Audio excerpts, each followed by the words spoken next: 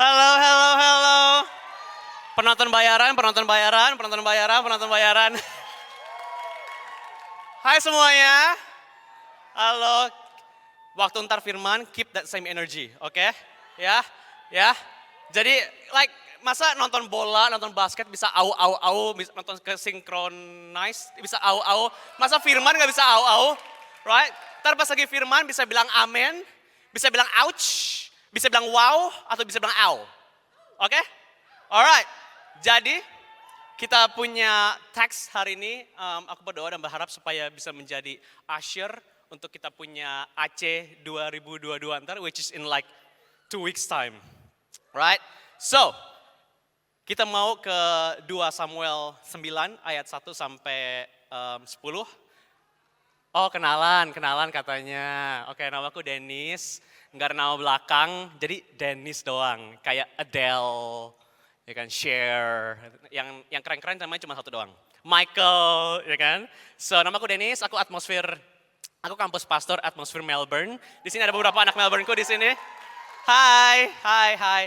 Perkenalan apa? Perkenalan sudah lewat, mari kita masuk ke teks kita hari ini. 2 Samuel 9 ayat 1 sampai 10, habis itu kita loncat ke ayat 13. Aku nggak tahu kalian familiar atau enggak sama scripture ini, tapi aku berdoa supaya kita dapat something hari ini, oke?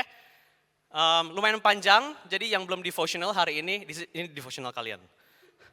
Berkatalah Daud, masih adakah orang yang tinggal dari keluarga Saul, maka aku akan menunjukkan kasihku kepadanya oleh karena Yonatan. Adapun keluarga Saul mempunyai seorang hamba yang bernama siapa? Ziba. Kalau ada yang mempunyai anak, nama Ziba belum diambil, boleh diambil. Ia dipanggil menghadap Daud, lalu raja berkata kepadanya, engkaukah Ziba? Jawabnya, hamba tuanku. Kemudian berkatalah raja, tidak adakah orang dari keluarga Saul, aku hendak menunjukkan kepadanya, apa? Kasih yang dari Allah. Lalu berkatalah Ziba kepada raja, masih ada seorang anak laki-laki Yonatan yang cacat kakinya. Tanya raja kepadanya, di manakah ia? Jawab Ziba kepada raja, dia ada di rumah Makir bin Amil, di mana? Lodebar. Ingat ya kata-kata itu ya, Lodebar. Sesudah itu, Raja Daud menyuruh mengambil dia dari rumah Makir bin Amil dari Lodebar, dan ini nama anaknya, Mephiboset. Coba ngomong Mephiboset 3 kali tanpa kepleset. Mephiboset. Coba dong, Mephiboset. Ayo semua bilang, 1, 2, 3. Mephiboset. Oke, bagus. Sampai mana gue tadi? Hah? Mana ayatku? Dan Mephiboset bin Yonatan bin Saul masuk menghadap Daud, ia sujud dan menyembah. Kata Daud, Mephiboset? Jawabnya, ini hamba tuanku. Kemudian berkatalah Daud kepadanya, jangan takut sebab aku pasti akan menunjukkan kasihku kepadamu, oleh karena Yonatan ayahmu aku akan mengembalikan kepadamu segala ladang Saul, nenekmu, dan engkau tetap akan makan sehidangan dengan aku. Lalu sujudlah Mephiboset dan berkata, apakah aku hambamu ini sehingga engkau menghiraukan anjing mati seperti aku? Lalu raja memanggil Ziba, hamba Saul itu, dan berkata kepadanya, segala sesuatu yang adalah milik Saul dan milik seluruh keluarganya, kuberikan kepada cucu tuanmu itu. Engkau harus mengerjakan tanah baginya, engkau anak-anakmu dan hamba-hambamu, dan harus membawa masuk tuayannya supaya cucu tuanmu itu, Mephiboset, itu ada makanannya. Mephiboset, cucu tuanmu itu akan tetap makan sehidangan dengan aku. Ziba mempunyai 15 orang anak laki-laki dan 20 orang hamba. Kita loncat ke ayat 13, di sini dibilang, demikianlah Mephiboset diam di mana? Yerusalem, sebab ia tetap makan sehidangan dengan raja, adapun kedua kakinya timpang. Dia lumpuh. Right? So, ini subjekku for today. Come back kid. Come back kid. Let's bow our heads and pray. Father God, you are the God of comeback. Amen. Aku doa cepat. Jadi kalau misalnya kalian ada yang lapar, sudah aku yang doa. Ya. Alright. Kadang-kadang pendoa syafaat suka kayak agak gimana gitu sama aku. Kita belum doa untuk Indonesia, kita belum doa untuk gubernur. Now, aku jelasin kalian dulu konteks cerita ini ya. Soalnya kita jump into a specific part of the history in Israel, ya kan? Jadi Israel waktu itu lagi dipecah 2, ya kan? Antara kerajaan selatan dan kerajaan utara. Kerajaan utara dipegang sama Saul. Kerajaan selatan dipegang sama David, kerajaan utara dipegang sama Saul. Nah, pada saat itu Saul lagi perang, ya karena lagi perang, terus pada suatu hari matilah si Saul dan Yonatan, anaknya. So, yang tadinya dua kerajaan kebelah, sekarang jadi satu karena yang satu udah mati. Ya, ini side note aja nih ya. Kadang Tuhan bisa pakai musuh kita untuk membuka jalan untuk kita. Ya, side note aja, side note aja. No, so jadi David sekarang punya kerajaan untuk semuanya. Yang tadinya dua kerajaan digabung jadi satu, ya kan? Lalu, so jadi Daud yang tadinya anak gembala, terus diangkat jadi WL, diangkat jadi jenderal, habis itu jadi buronan, sekarang jadi raja lagi. Comeback Israel. Ya kan? Comeback kid. Ini the original comeback kid. Habis itu tiba-tiba dia keingetan sama janji dia sama Yonatan. Gue udah janji sama Yonatan, gue harus ngurusin anaknya. Yonatan, cucu-cucunya, siapapun itu dari Yonatan. Habis itu dia keingetan sama dia nanya sama si Ziba. Ada nggak yang bisa aku kasih kebaikan? Ya kan ya? Bukan to kill, tapi to show kindness. Bukan to kill, tapi to show kindness. Kalau kata Selena Gomez, aka Selena Gomez, dia bilang, kill them with kindness. Ya kan?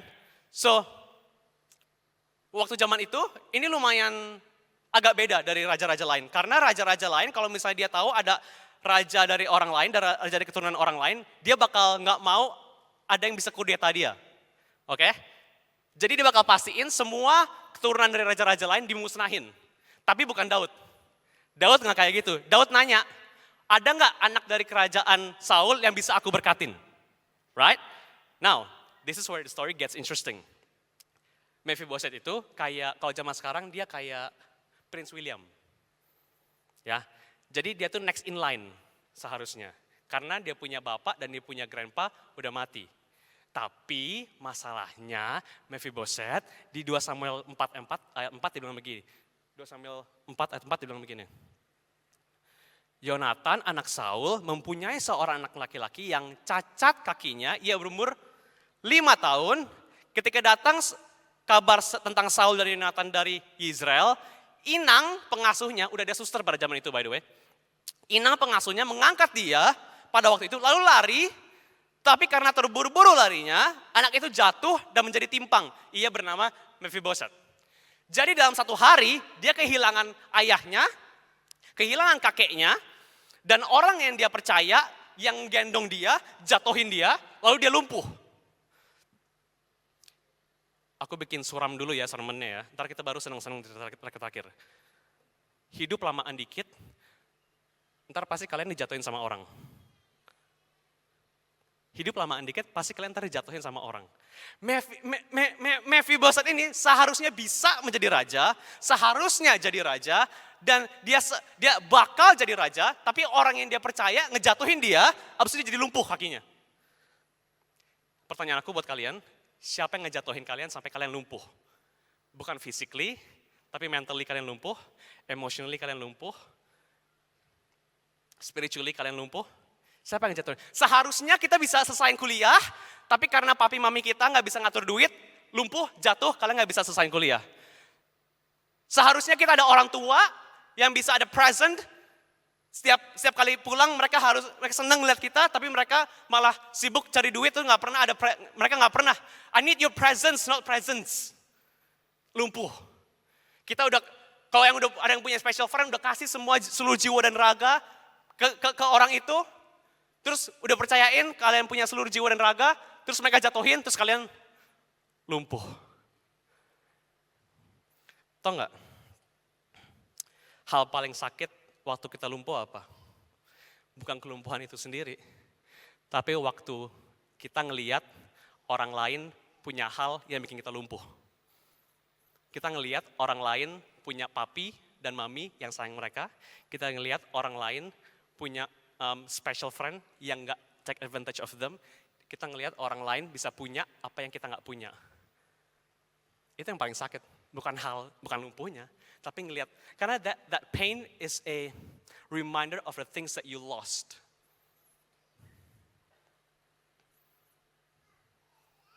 Beberapa dari kita mungkin ada photographic memory Kapan kita jatuh, tanggal berapa, bulan berapa, kita ingat kita lagi pakai baju apa, asal setiap kali kita dengar lagu itu, kita langsung kayak ke-trigger. Setiap kali kita ngelewatin mall, abis itu ada toko itu, oh itu toko kita berdua itu tadinya tuh. Ke-triggered. Pernah ya?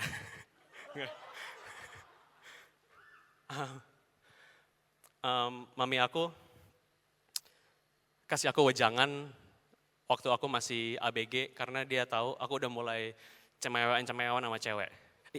Iya sih sama cewek ya, masa sama cowok sih? Gimana sih? Dia kasih wejangan sama aku gini. Dia kasih banyak aku wejangan. Salah satunya kalau lagi jatuh cinta katanya kucing pun berasa kayak coklat katanya. Ya kan? Wejangan kedua dia bilang begini, Dennis, hati-hati terbang tinggi, nanti kalau jatuh sakit. Boy, mama was right. Mama was right. Like, aku buka-bukaan sedikit ya, vulnerable sedikit. Let's go. My last 2 relationships. Bye-bye, terima kasih. My last 2 relationship, yang satu beberapa tahun, yang satu beberapa bulan. Ya, yang satu beberapa tahun, yang satu beberapa bulan. Tahu nggak yang paling bikin aku sakit itu yang mana? Yang beberapa bulan, bukan yang beberapa tahun. Aku shut up.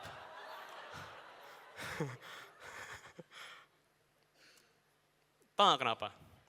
Karena bukan seberapa lama kita punya hal itu, tapi seberapa tinggi kita berharap sama hal itu.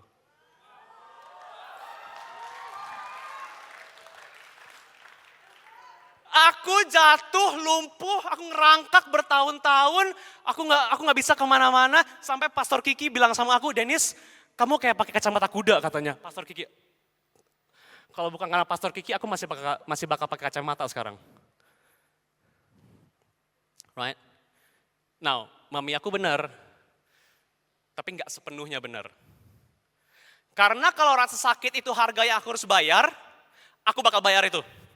Karena rasa sakit itu adalah harga yang kita harus bayar kalau kita sayang sama seseorang. So, kalau misalnya aku sakit karena aku sayang, I'll pay that price. Mau berapa banyak harganya, I'll pay that price. Ini yang Tuhan Yesus lakuin buat kita. Di Hebrews dibilang, for the joy set before him, he endured the cross. Wait, bukan paku yang bikin Tuhan gak turun dari salib, tapi setiap pribadi di antara kita semua. Bukan nails that kept him on the cross, but your names. Kalau rasa sakit itu, harga yang kita harus bayar, I'll pay that price. Sakit gak dijatuhin? Sakit gak? Sakit gak? Fair gak? Well, flash news, life ain't fair. Kalian pernah gak sih kayak, ini orang perasaan gak lebih ganteng daripada gue, dia gak lebih cantik daripada gue, tapi kok dia bisa dapet yang kayak gitu? Ya, pernah kayak gitu. Mana yang jujur, mana section yang jujur nih? Oh, kamu.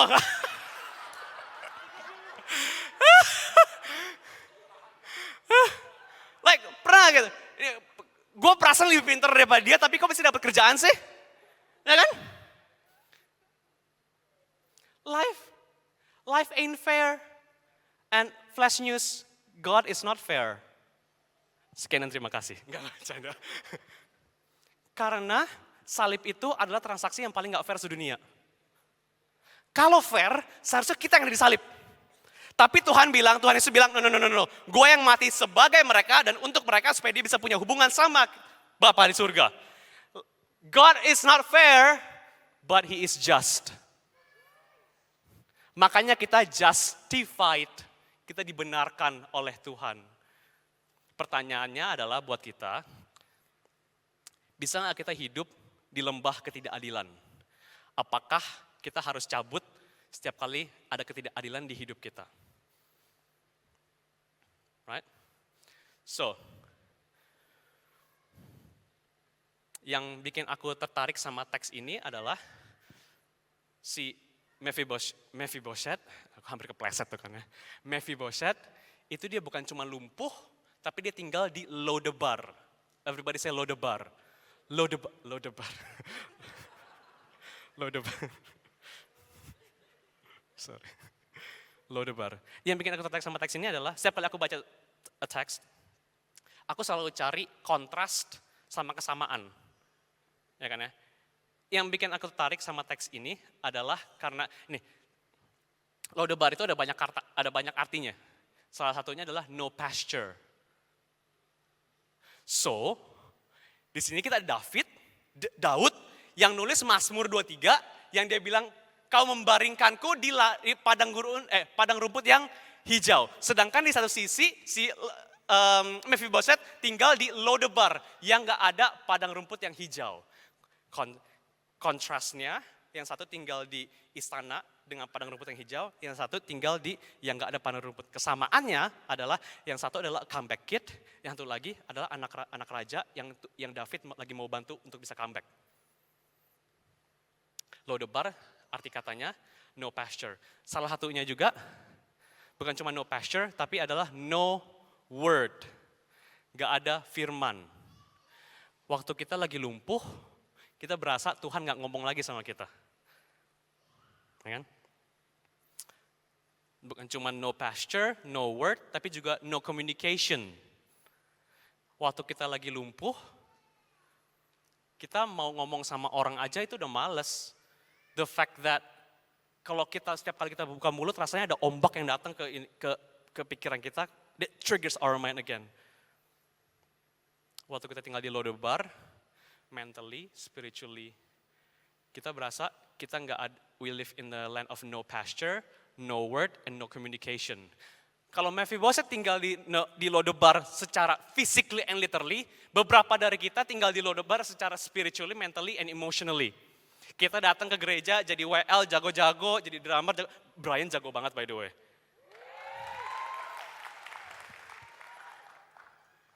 Datang ke gereja pakai parfum, pakai baju bagus-bagus, tapi nggak ada yang tahu kalian depressed on the inside, anxiety all around, pakai maskara bagus-bagus, tapi nggak ada yang tahu kalian emotionally di Lodebar.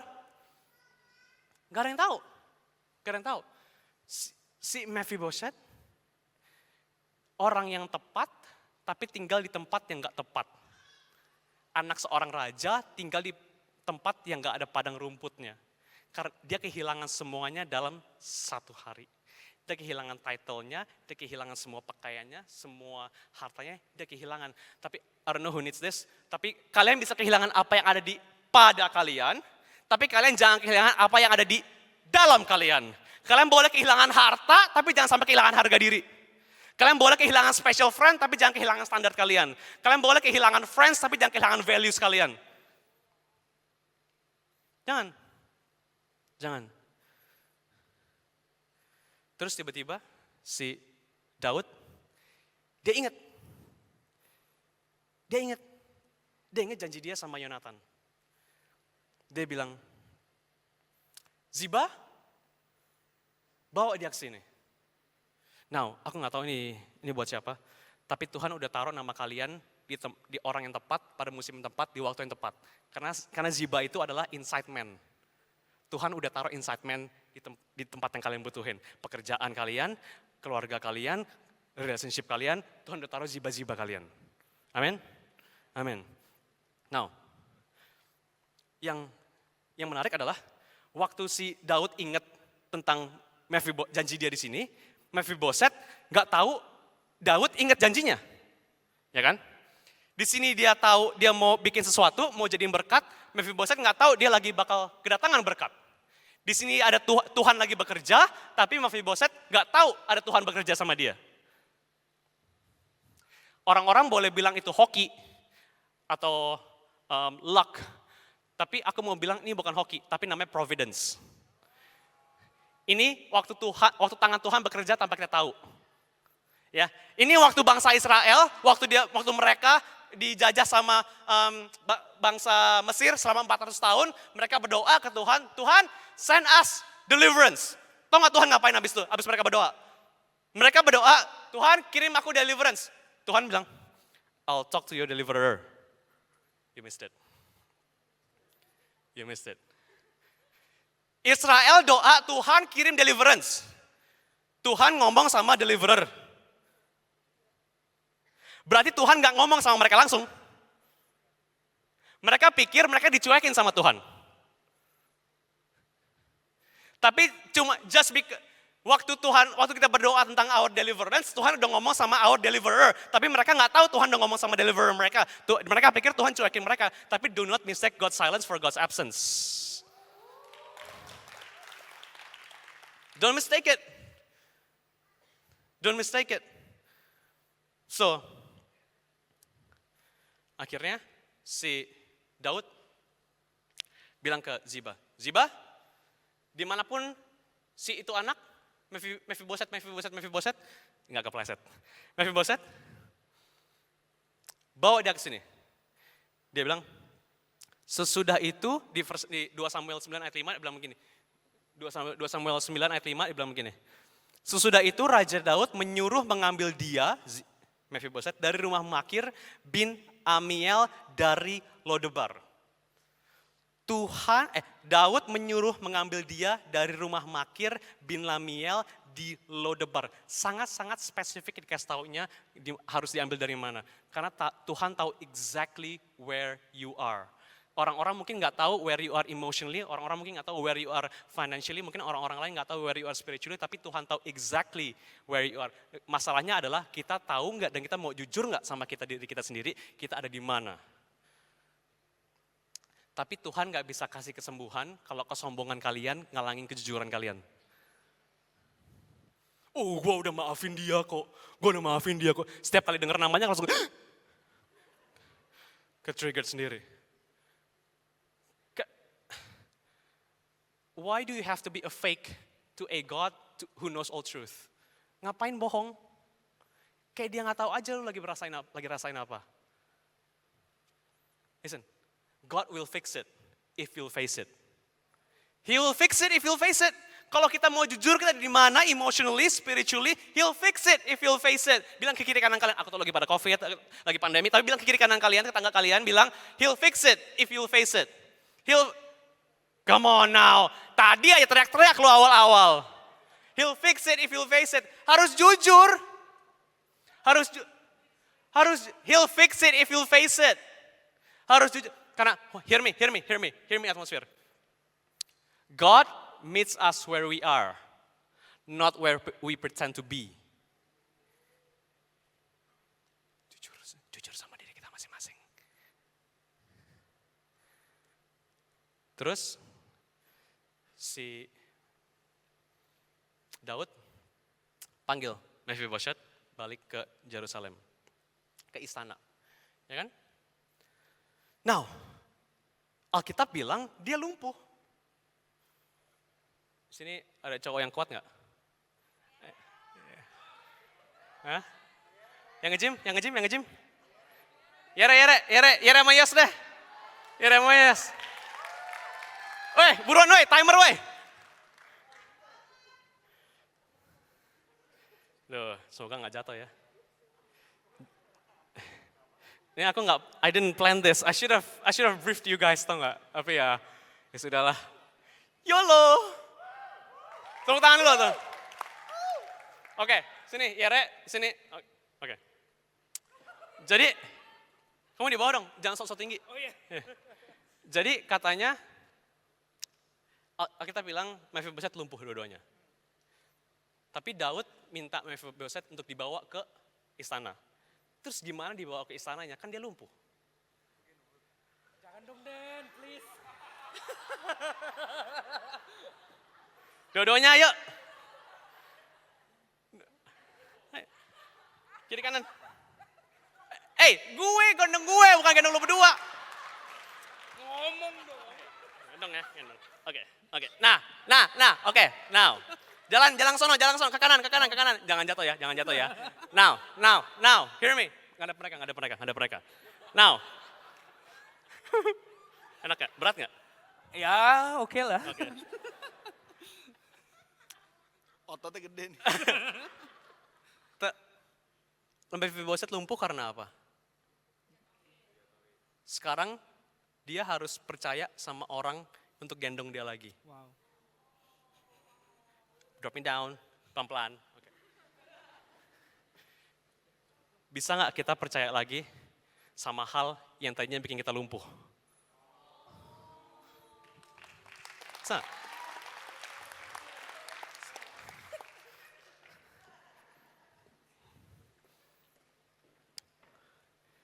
Yang paling bikin susah adalah kita harus punya keberanian untuk taruh kepercayaan kita ke hal yang tadinya bikin kita lumpuh dan dikasih kita jatuh kita itu. Paling susah. Waktu kita berani untuk mencoba lagi. Yang tadinya failed relationships, harus berani mencoba lagi. Yang tadinya failed businesses, harus berani mencoba lagi. Tapi kecenderungan orang adalah karena mereka takut untuk mencoba lagi, akhirnya mereka satu kaki di sini, satu kaki di sana. Mereka nggak fully commit. Satu kaki di sini, satu kaki di luar. Iya gue datang gereja aja deh, tapi gue nggak pelayanan. Iya gue WhatsAppan aja deh sama dia, tapi nggak ada statusnya. Halo.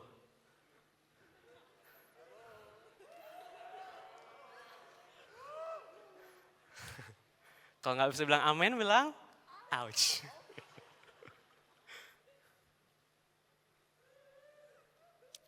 Kecenderungan kita jadi nggak mau percaya sama orang lagi, ya kan? Kita nggak mau percaya sama gereja, sama apa segala macam. Tapi kita alasannya, gue baru mau pelayanan kalau misalnya gue ketemu sama gereja yang perfect.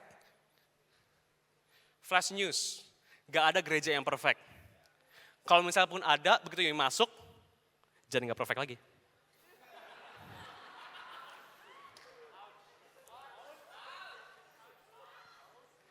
Tapi Tuhan pakai orang-orang untuk bisa bawa kita lagi ke Dia. Karena Tuhan panggil kita bukan untuk jadi Mr. atau Mrs. Independent, tapi Mr. and Mrs. Interdependent. Right? Terus datanglah si Mephibosheth menghadapi Raja Daud. Raja Daud bilang, aku mau mengasihi kamu. Terus tau gak Mephibosheth bilang apa? Mephibosheth bilang di 2 Samuel ayat 9 ayat 8, ayat 9 ayat 8 bilang begini. Lalu sujudlah Mephibosheth berkata, apakah hambamu ini sehingga engkau menghiraukan anjing mati seperti aku? Now, Mephi sih. Siapa yang panggil lu anjing mati? Gak ada yang bilang dia anjing mati. Nah, terus dia ini orang Yahudi loh. Anjing itu, waktu zaman itu ya, anjing itu hewan yang menjijikkan. Dan benda mati untuk orang Yahudi, itu mereka gak boleh sentuh. So basically Mephibosheth bilang, gue ini jijik. Jangan deket-deket gue. Jangan kasih gue kesayangan. Jangan kasih gue kebaikan. Insecurity dia gak mau bikin dia terima kebaikan orang lain. Karena insecurity is the enemy of intimacy. Jangan, man you did good today. Enggak lah, kayaknya bisa lebih bagus lagi. Man, I love you. Pasti dia maunya deh. Right? Karena dia ngelabelin diri dia sendiri. Gak ada yang ngelabelin dia. Tapi kebanyakan dari kita adalah karena kita saking insecure-nya, kita kasih label ke diri kita sendiri supaya kita gak dilabel sama orang lain. Kita mendingan ngelabel diri kita sendiri daripada dilabel sama orang lain. Kita mendingan menolak diri kita sendiri dibanding kita ditolak sama orang lain. Tapi masalahnya adalah, waktu kita ditolak sama orang lain dan dilabel sama orang lain, sakitnya jadi 2 kali. Karena kita udah nolak diri kita sendiri dulu. Jadi mereka punya penolakan, itu konfirmasi atas penolakan kita dari kita sendiri. So, mau aku kasih tahu nggak apa yang bisa bikin aku merangkak lagi? Bisa bikin aku jalan lagi.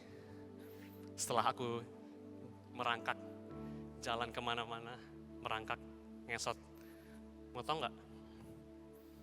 Waktu aku sadar, God's purpose will prevail. Gak peduli apapun yang mereka bilang, gak peduli apapun yang mereka gak bilang, gak peduli apapun yang mereka lakukan, gak peduli apapun yang mereka gak lakukan. Karena gak ada 2 hal yang bisa berkuasa di saat bersamaan. Either mereka berkuasa atau Tuhan yang berkuasa. Either apa yang mereka katakan yang berkuasa atau apa yang Tuhan katakan yang berkuasa. The last time I checked, He is the Alpha and Omega. The first and the end. Aku gak peduli apapun yang mereka lakuin, apapun yang kita lakuin, Tuhan tetap berkuasa. Tuhan saking berkuasanya, dia bisa I rebuke you. Kalian pernah gak sih kayak lagi WhatsApp mau ngebalas seseorang ya, terus udah nulis panjang-panjang, terus kayak Roh Kudus bilang jangan tulis itu, delete. Oke, maafin aku ya. Aku udah siapin lu balasan padahal, tapi Roh Kudus bilang karena Tuhan bakal tangan kita kalau misalnya itu bisa menghalangi dia punya rancangan.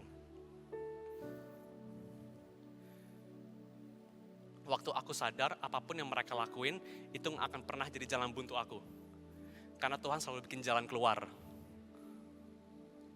Inilah kenapa di buku kedua di Bible namanya Keluaran.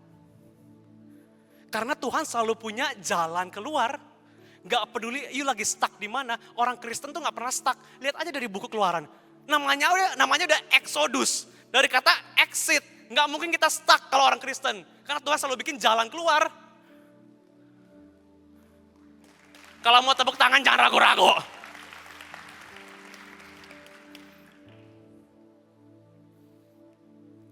So aku nggak peduli apapun yang kalian lagi alamin, apapun yang kalian lagi rasain. Kalau kalian lagi di Lodebar sekarang, jangan ke IKEA, terus beli furniture untuk furnish kalian punya Lodebar. Saatnya ganti alamat Lodebar kalian. Kalian udah bukan saatnya tinggal di Lodebar lagi. Ganti bank statement alamat kalian. Kalian udah gak pantas tinggal di Lodebar lagi. Nah, Mazmur 23 dibilang, kamu membaringkan aku di padang rumput yang hijau. Lodebar itu gak ada padang rumputnya. Jadi ngapain berbaring? Ngapain berbaring? Saatnya keluar dari Lodebar. Mephiboset dibawa dari Lodebar ke Yerusalem. Tahu gak Yerusalem itu artinya apa? Land of peace. Dia dibawa dari land of no pasture sampai ke the land of peace. Karena waktu kita dibawa sama Tuhan, kita bakal ada di land of peace, the land of provision, the land of plenty. Tapi kita harus keluar dari Lodebar. Bilang sama kiri kanan kalian, keluar dari Lodebar. Keluar dari Lodebar. Keluar dari Lodebar. Now, boleh nggak dibawa aku punya ilustrasi? Terima kasih, Asher. Di 2 Samuel 9 ayat 7 dibilang begini. Janganlah takut, sebab aku pasti akan menunjukkan kasihku kepadamu oleh karena Yonatan ayahmu. Aku akan mengembalikan kepadamu segala ladang Saul, nenekmu, dan engkau akan tetap makan sehidangan dengan aku. Now, aduh, enak. Dia sekarang ada di istana. Ya kan? Dia sekarang di istana. Kita maunya hidup kita selalu ada di istana, ya kan ya. Kita nggak mau hidup kita ada di Lodebar. Tapi kadang Tuhan bakal mengizinkan kita ada di Lodebar, supaya orang-orang yang lihat kita ada di Lodebar, itu orang-orang yang sama ngelihat kita ada di istana. Karena Tuhan mau jadiin hidup kita yang udah transformasi jadi testimoninya dia. Biar orang-orang gak bisa ngelihat, oh lu ngelakuin itu sendiri, lu karena skill lu, karena kompetensi lu, karena karakter lu, karena koneksi lu. No. Semua ini bisa terjadi cuma karena, bukan karena kuat dan gagahku, tapi karena kemuliaan Tuhan. Comeback Kid itu, judulnya Comeback Kid kan ya? Comeback Kid itu bukan berarti Tuhan mengambil semua musuh-musuh kita. Tapi kadang Tuhan membiarkan musuh-musuh kita close enough to see how blessed that we are. Oh, Mazmur 23 ayat 5 dibilang apa? Kau menyediakan hidangan bagiku di hadapan lawanku. Gak diambil lawannya, tapi dibiarin close enough to see how blessed you are. Kayak kita bisa makan kenyang, orang-orang lain bisa kelaparan. That's a comeback. Karena the best comeback is a get back at your enemies. Now, sebenarnya ini aku mau preach dari tadi. Yang tadi itu sebenarnya cuma introduction. Oh enggak deh, bohong, aku udah minus 4 menit loh. Waktu dia ada di istana, makan di samping Raja Daud, Orang-orang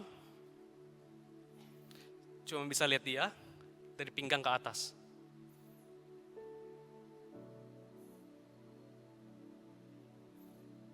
Orang-orang cuma bisa lihat dia dari pinggang ke atas. Orang-orang nggak tahu dia lumpuh. Karena dia duduk di samping sang raja.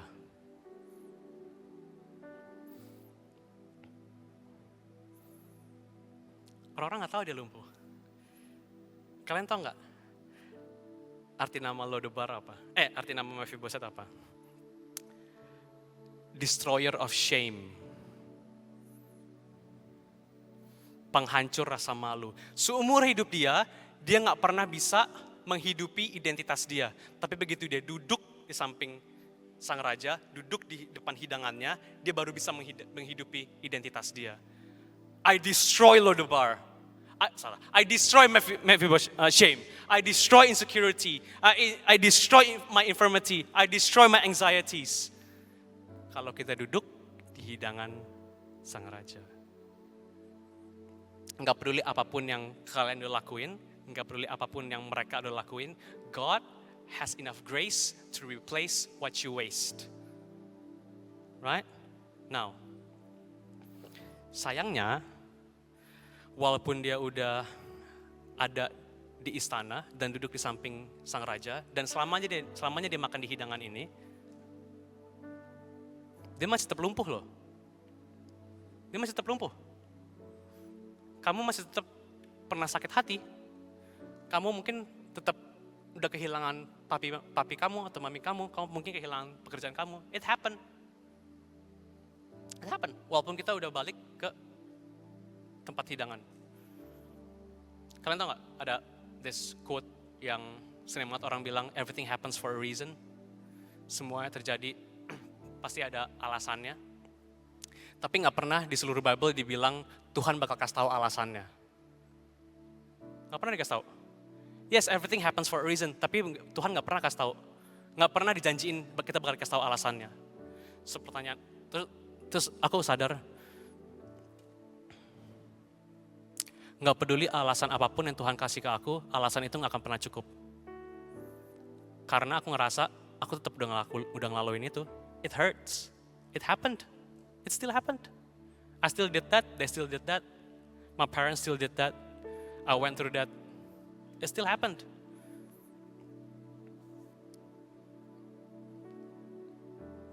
Kalian tahu di Filipi 4 ayat 19 dibilang begini. Allahku akan memenuhi segala keperluanmu menurut kekayaan dan kemuliaannya dalam Kristus. So, pertanyaanku ini, kalau kalian butuh alasan untuk balik lagi ke hadapan Tuhan, Tuhan bakal kasih kalian alasannya. Tapi kalau misalnya Tuhan tahu kalian gak butuh, kalian gak bakal dikasih. Pertanyaan adalah, bisa gak kalian move forward tanpa dikasih alasannya, tanpa dikasih closure, bisa gak? Bisa gak? No. It happened. Sama kayak Ayub. Ayub tetap aja kehilangan anak istrinya. Sama kayak Joseph. Joseph tetap aja dilempar sama brothersnya ke pit. Dia tetap aja dijual. Ya kan ya? Tapi tau gak apa yang Tuhan ingetin ke aku? Tuhan izinkan Yusuf untuk punya anak di Egypt, di Mesir. Dia kasih nama anaknya Manasseh. Tahu arti nama anak Manasseh artinya apa? Allah telah membuat aku lupa sama sekali kepada kesukaranku dan kepada rumah Bapakku.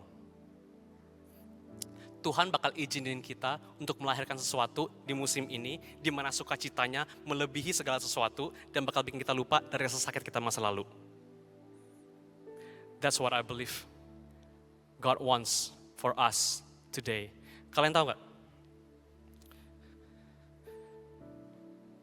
3 karakter di teks ini, Mephibosheth, David, sama Yonatan. David itu melambangkan Allah Bapa, Yonatan melambangkan Yesus, dan Mephibosheth melambangkan kita. Mephibosheth bisa balik ke rumah Bapa cuma karena perjanjian yang Daud bikin sama Yonatan. Satu-satunya alasan kita punya akses ke Bapa adalah karena apa yang Tuhan Yesus sudah lakuin buat kita. Kalian ingat titleku apa? Titleku awal, Comeback Kid. Tapi sebenarnya ini yang aku mau bilang ke kalian. My title, Comeback Kid. Balik. Balik ke rumah Bapa. Biar aku bisa cover your shame. Cover your insecurities. Biar gak ada orang lain yang bisa ngelihat segala keluh kesahmu kecuali aku. Biar kamu bisa jujur sama aku. So, buat kita semua di sini yang pengen balik ke rumah Bapa,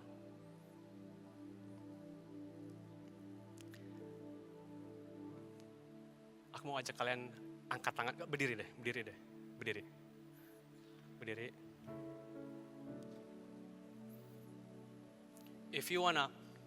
If that statement, Comeback Kid, is for you, angkat tangan, aku mau doain. Aku gak bakal suruh kalian maju, aku cuma minta kalian angkat tangan. Aku mau balik lagi ya Tuhan ke rumahmu ya Tuhan. I've gone way too far. Ada banyak banget yang aku udah lakuin, ada banyak banget yang orang lain udah lakuin ke aku, yang bikin aku tinggal di Lodebar. Tapi sekarang aku mau balik ya Tuhan. Sekarang aku mau balik. Just put your hands up. Aku gak bakal suruh kalian maju, tenang aja. Aku mau doain kalian. Tuhan Yesus, Kau lihat ya Tuhan, tangan-tangan yang udah terangkat ini ya Tuhan. Mereka mau balik ke rumah Bapa. Mereka mau balik ke rumahmu ya Tuhan. Dan aku berdoa ya Tuhan supaya mereka mau duduk di hidanganmu, di mejamu ya Tuhan. Supaya Kau bisa berikan mereka perlindungan, supaya Kau bisa berikan mereka peace, supaya Kau bisa berikan mereka contentment, supaya Kau bisa berikan mereka confidence ya Tuhan. Supaya Kau bisa berikan mereka balik ya Tuhan, identitas mereka ya Tuhan. Kau lihat ya Tuhan tangan-tangan yang udah terangkat ini ya Tuhan. Kau tahu apa yang mereka udah lagi laluin. Biar Roh Kudus-Mu ya Tuhan yang boleh bekerja di setiap kami ya Tuhan. Now, sekarang buat orang-orang yang belum pernah sama sekali ke rumah Bapa, belum pernah sama sekali menerima Kristus, this is the time for you. Aku gak akan suruh kalian maju ke sini, aku cuma minta angkat tangan. Angkat tangan, kalau misalnya kalian mau menerima Tuhan Yesus sebagai Tuhan dan Juru Selamat, just angkat tangan. Aku kasih kehitungan ketiga. 1,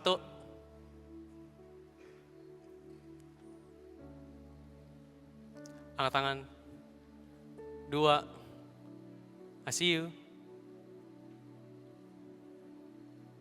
3, thank you buat semua yang udah angkat tangan. My sister, can you pray with me? Buat orang-orang yang udah angkat tangan, yang udah buat keputusan untuk menerima Yesus sebagai Tuhan dan Juru Selamat. Bantu aku. Tuhan Yesus, hari ini aku menerima Engkau sebagai Tuhan dan Juru Selamat.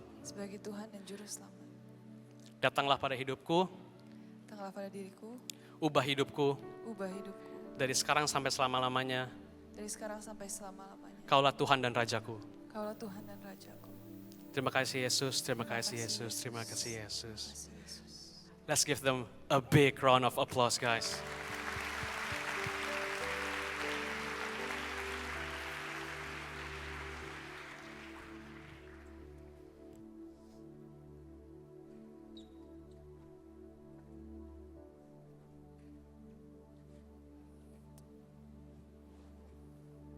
Mari kita tes.